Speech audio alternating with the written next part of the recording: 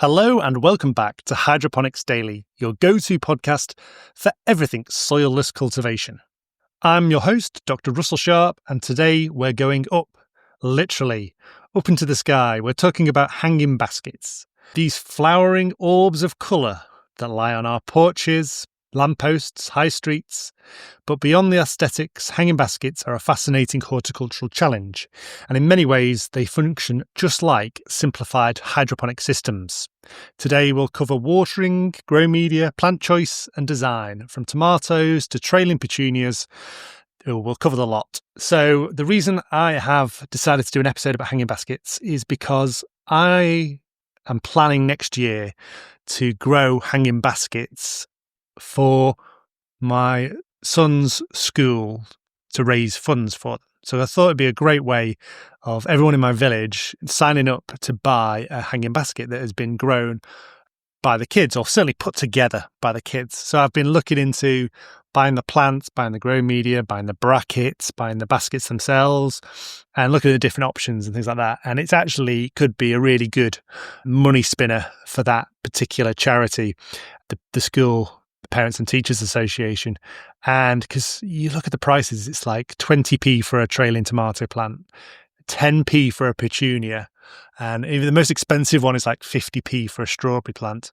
So we've got loads of old, like 30-litre buckets as well in the grow room, which are just piling up outside in the side of the factory, and I think they could make good planters as well. So we're going to do planters and hanging baskets, and I think this is going to be a really good money spinner. So I've been looking into hanging baskets. I've done hanging baskets before, so I've put together all the information on hanging baskets into one episode. And hopefully, if you're looking to raise money for a charity, or you think you could start a business doing hanging baskets, then this is the podcast episode for you. A lot of ornamental nurseries do hanging baskets because it allows you to tier production, so you can have multi-tiers, a bit like a vertical farm in your greenhouse. You can have bedding plants at the bottom and hanging baskets up in the rafters. So hanging baskets are essentially a suspended, soilless or low volume root zone, very low volume root zone. That's the key thing. So they can be peat based. Traditionally they're peat based, but now more coir based grow media with controlled release fertilizers often used. But the grower is responsible for the water supply most of the time. So you do see automated irrigation, but you very rarely see fertigation.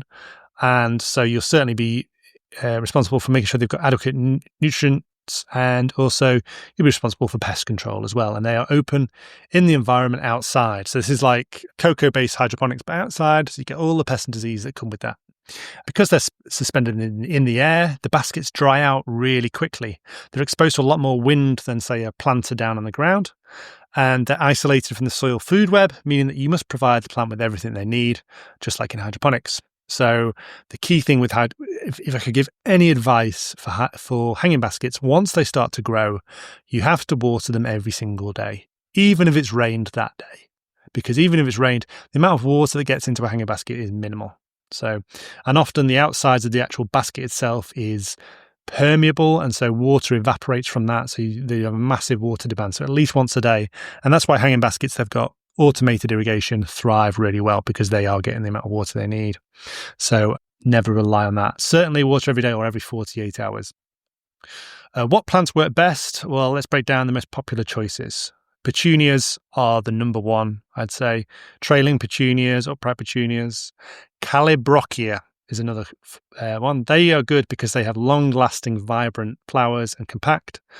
Petunias, I think, are in the same. They're in the nightshade family. It's the same as tomatoes and peppers. Lobelia, bacopa, ivy-leaf geraniums, very popular ivy-leaf geraniums. I like the standard geraniums though, but the ivy-leaf ones, they're more trailing, so they give a great edge and cascade.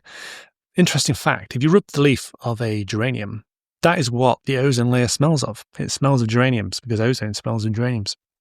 You can do herbs in a hanging basket.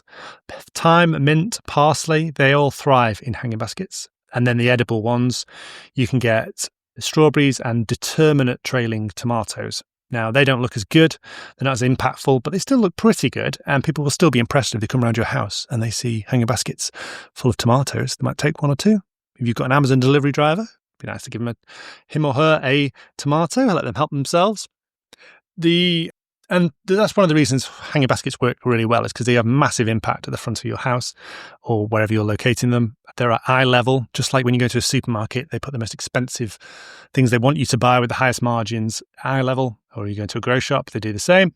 And the same with plants. You put your best display at eye level. So that's why hanging baskets do so well. You can also attach them to the side of your house, like baskets on the side of your house. Very important you don't just put soil in there, because soil weighs a lot more than a cocoa-based or a peat-based grow media. That's one of the reasons we use those grow media rather than soil-based grow media. My sister, she is natural. I'm a plant doctor. My sister's a natural human doctor, a GP, a family doctor, and she didn't realize this. And she had a massive basket attached to the side of her house. She filled it with soil and it promptly fell off. And I think it damaged some brickwork. So shout out to my sister in Warrington. She might know humans, but she doesn't know plants. So yeah, I know I've made a lot of boo-boos when it comes to human biology though, so I can appreciate that. We've both got our specialities. You really want compact growth, high flower to leaf ratio, and ideally a self-branching habit. That's what the species we go for, and that's what the most popular ones are. So you will find that the main companies like Ball, Colegrave, and other breeders, they will breed for dwarf trailing cultivars of certain plants. And cherry tomatoes, obviously people want cherry tomatoes, you pick them straight off. When you think about the hanging basket, you don't want a big beefsteak tomato that you're going to have to then go and cut up. You want to be able to just take a cherry tomato and eat it. And they, as I said, they grow to determinate varieties. These are the ones that get to a certain height and then branch and branch again, rather than you actually just growing for one stem can't grow for 10 meters like it can in a greenhouse tomato variety. They're the indeterminate varieties. You'd have to pinch these out. They just grow to the right size. So they make great options for hanging baskets. Don't make great options if you're growing commercially in a greenhouse, but they do make great options there. Obviously, if you're growing outside, whitefly will be an aphid. You've really got to keep hold of them if you're growing a petunia or a tomato, because they love anything in that family.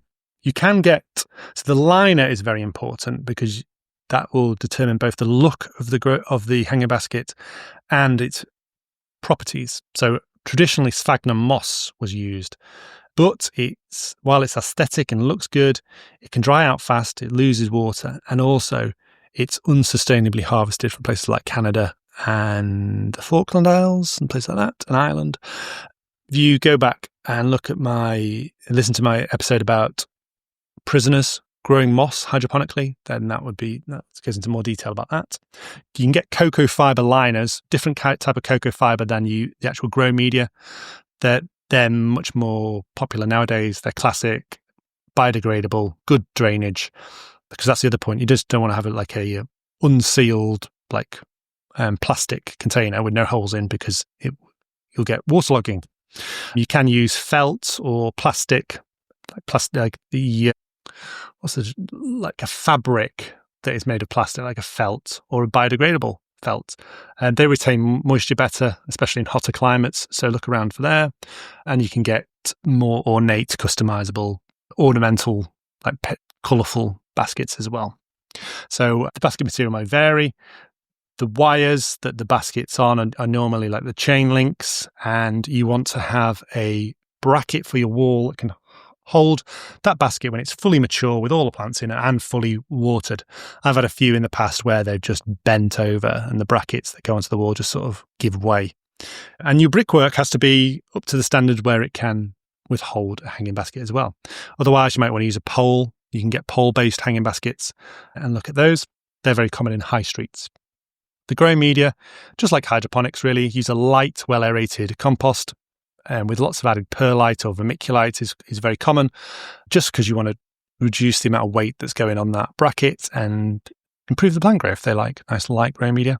Use a slow release fertilizer or a controlled release, or a fertilizer that you can put in every week. So liquid gold, as it's called in the UK, or gold leaf in the US, that's a perfectly great fertilizer for hanging baskets. They will grow like stink if you use that, but make sure you use it every week, because it will be used up by the plants.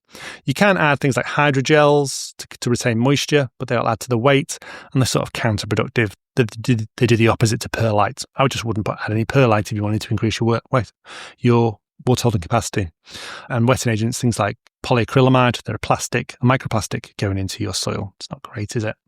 So I myself would use one of our fertilizers, our NPK fertilizers, rather than a controlled release fertilizer that's got plastic in it, plastic resins, or a polyacrylamide that contains plastic.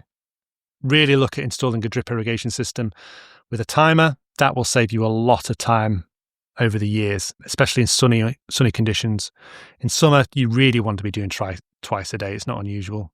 Wind dries out a basket fast and can damage the tender young plants. They swirl around the basket on the chains and they can bash off and fall. So don't put them anywhere where they could fall on somebody, and especially not in windy conditions. Just getting a phone call, so I'll pause the podcast there. Oh, I'm out of breath now. That's me an hour later after I've been drawn down to the factory to help with manufacturing issues. Anyway, where was I? Issues around hanging baskets, rodents and pests. Because baskets are off the ground, they're less prone to attack from squirrels, slugs and mice, which is great, especially here in the UK, where slugs are the number one pests of gardens. Another important consideration for hanging baskets is they're a great option in the winter. You can use hardy evergreens like heucheras, ivy, or dwarf conifers even, and switch to slow-growing, cold-tolerant species. Cut irrigation in these cold winter months because you're not going to need to water them every day, okay? And then, as I've said, position them for impact. Eye level for interaction. Group baskets in triangles or vertical layers for depth as well, rather than just one big clump. And ensure they get plenty of light. If you grow them in a shaded area, they will not flower as much. So I've got a really big conservatory, like greenhouse on the side of my house, and it's very shaded. And I've tried growing hanging baskets in there, and the petunias just didn't flower. So they do have to be lots of sun to get lots of flowers on them. And also, if you grow plants in shade, they're more susceptible to aphids. So you get a lot of aphid attack in shaded conditions. We've talked about drippers. Monitor your EC of your runoff. You do want some runoff. You want them to drip. If you're not watering to the point where they're dripping, then you're not watering a hanging basket correctly. You do need some runoff, and monitor the EC and the pH of that runoff. For every 5 litres of growing media, you want 2 to 3 small flowering plants on a flowering hanging basket. So if you double that up to a 20 litre hanging basket, a really big one, then you're going to want around 2 times 4 is 8, or 12. 8 to 12 small flowering plants. That maths took me way too longer than it should have. You can tell it's been a long day. For edible plants like strawberries and tomatoes, you probably just want one main plant per 5 litres. But you could go in strawberries, you could go for a couple of varieties, a June bearing and an ever bearing. If you don't know what they are, we can do an episode on strawberries, couldn't we? That'd be good. Overplanting looks lush in the short term, but leads to root compaction, and it just looks like a mess of different species. The best hanging baskets, I think, are when it's just one variety and like a big yellow blob of colour. I think they look really good, especially if they're repeated again and again down a high street. That looks good. There's a village near my dad's which does that, and what's it called? Eccleshall or Eccleshall, and they always have like pinks and reds, and there's just two different varieties of ornamental plant, and they're repeated all the way down the high street or main street if you're in America, and that looks really good. So I do recommend that. So there you go. Hanging baskets might just seem like ornamental, but follow those simple rules and you could have a really thriving money-making exercise if you grew hanging baskets using hydroponic principles. Either use that money for charity or for your own professional ventures. I would keep it simple though. Don't overcomplicate it with loads of different species. Keep it simple, and then you won't get into loads of different issues, and actually your displays will look better. So I've been Dr. Russell Sharp. I still am Dr. Russell Sharp. This has been Hydroponics Daily, and it will be Hydroponics Daily again tomorrow. I said we were going to do nitrogen today, but I thought I'd do something interesting. I'll put off nitrogen to tomorrow, different forms of nitrogen. And what else are we going to do? Got some really exciting episodes coming up, so that should be fun. We'll do one on CalMag. I did mention that we've launched a few new products, and then I forgot to mention what they are. At Utrema, one of them is a CalMag product. There's lots of products on the market that claim to be CalMag, the best CalMag ever. And I've always said, we're not going to launch a CalMag until we've got, one that really is a step change. And I just noticed that a lot of CalMags say, low in nitrogen because you don't want vegetative growth. And they say also that, ones that say completely absent of nitrogen and then they're full of chlorides, magnesium chloride and calcium chloride, which are really bad for plants. And like one of the really most popular ones in the UK now that's really taken off in the last few years, it's full of chloride. It's the cheapest, most crappiest form of CalMag you can get. So we've launched one that's free of chloride, free of nitrogen, uses organic acids to chelate the calcium, which is important. So I think it's really good. It also used the same pH technology that's in liquid gold or gold leaf if you're in the US. So you don't need to worry about pH correction, and also it'll help with pH correction when you're using liquid gold or gold leaf, especially in soft water where you want to add a bit more CalMag, and certain crops where extra CalMag is always useful. So we've added that to our lineup. It can be used in hydroponics, horticulture, sports turf even. So check that out if you're interested. Go to Eutrema. If you can't spell Eutrema, it's Latin for wasabi, or it's actually ancient Greek, but scientific for wasabi. And if you've got any thoughts on that, any feedback, let me know. And if you've got any ideas for episodes or subjects you think that I've missed and are really critical to hydroponics, then I'd love to feature them. I'd love to feature companies that have got novel and new ideas in hydroponics. So please do get in touch. And if you've liked this episode, if you're a hanging basket aficionado, or you know someone who is, then please share this episode with them, and it would mean a lot to me. And if you've had this episode shared with you, then you owe that person a very cold drink. So get down the pub and enjoy that. It's Thursday today, but it's near enough the weekend. You go down the pub. Thanks very much for listening. Until tomorrow, goodbye.